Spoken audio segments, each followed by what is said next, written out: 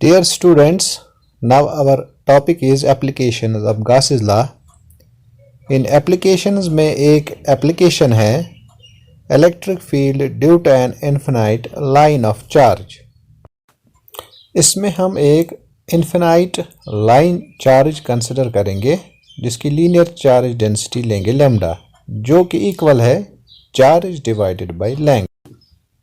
इसके बाद हम एक पॉइंट लेंगे at a perpendicular distance r from this line charge, जहां पर हम गॉसेस लॉ इस्तेमाल करके इलेक्ट्रिक फील्ड कैलकुलेट करेंगे.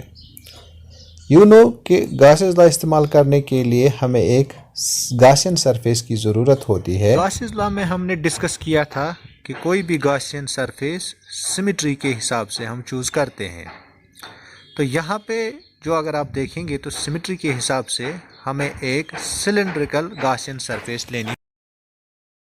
स्क्रीन पर आप देख सकते हैं कि हमने एक सिलेंड्रिकल गॉसियन सरफेस ली. जैसा कि आप जानते हैं कि गॉसेस लॉ में गॉसियन सरफेस में हम मुख्तलिफ ds एलिमेंट्स लेते हैं जिनके थ्रू हम फ्लक्स कैलकुलेट करते हैं, फिर नेट फ्लक्स कैलकुलेट करते हैं. तो यहाँ पे हमने 3 ds एलिमेंट्स लिए हैं, सरफेस 1 पे, सरफेस 2 पे और सरफेस 3 पे. अब चूंकि गॉसेस लॉ में है कि net flux through any Gaussian surface या क्लोज्ड सरफेस होता है net charge enclosed by the surface divided by epsilon. हमने इससे पहले लिखा था कि लीनियर चार्ज डेंसिटी जो होती है लैम्डा, वो चार्ज डिवाइडेड बाय लेंथ होती है. अगर हम इस गॉसियन सरफेस में इस हिसाब से देखें टोटल चार्ज कितना है, that will be Q is equal to lambda into L. Lambda is linear charge density and length L is length of this Gaussian surface. Let us now apply Gauss's law to this entire situation which we have discussed. आप जानते हैं कि Gauss's law के मुताबिक the total electric flux through the Gaussian surface होता है surface integral E dot ds equal to charge enclosed divided by epsilon naught. यहाँ पे चार्ज एनक्लोज्ड लैम्डा L है इसलिए बनता है equal to lambda L by epsilon naught. आप देख सकते हो कि ये जो सिलेंड्रिकल गॉसियन सरफेस है it consists of 3 independent surfaces, 2 and caps and 1 curved surface. इस तरह से जो गॉसेस लॉ में surface integral over a closed surface E dot ds है उसको आप sum of 3 surface integral for surface 1 plus surface integral for surface 2 plus surface integral for surface 3 लिख सकते हैं.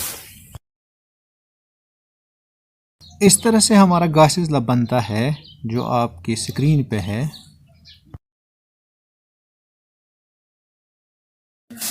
यहाँ पर फिर से एक बार आप अपनी फिगर की तरफ ध्यान दें.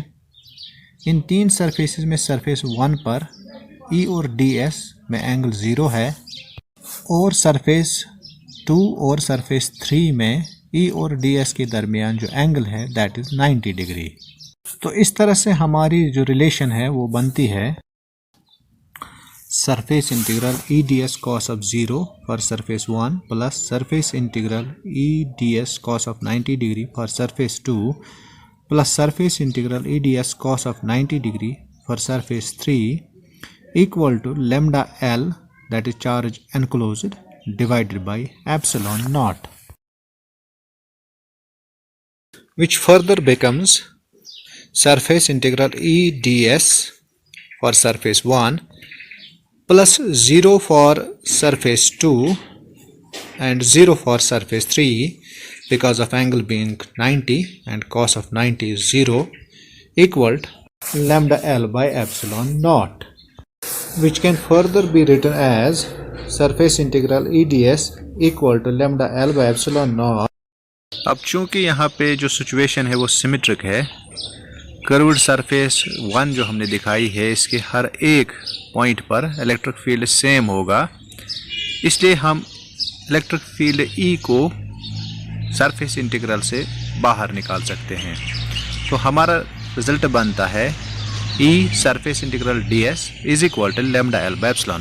अब जो सरफेस इंटीग्रल ds है वो है सरफेस एरिया ऑफ फेस 1 जो कि सर्कमफ्रेंस इनटू लेंथ है वो 2πr_l है। इससे हमारा रिजल्ट बनता है E surface integral ds lambda l by epsilon naught, surface integral ds के बदले 2πr_l, वो बनता है E dot 2πr_l is equal to lambda l by epsilon naught. This finally gives us electric field E is equal to lambda l by 2πr_l epsilon naught, E is equal to lambda by 2 by epsilon naught, और this field is radially outwards from line charge distribution. उम्मीद है कि आपने अच्छी तरह से समझा होगा। Thank you.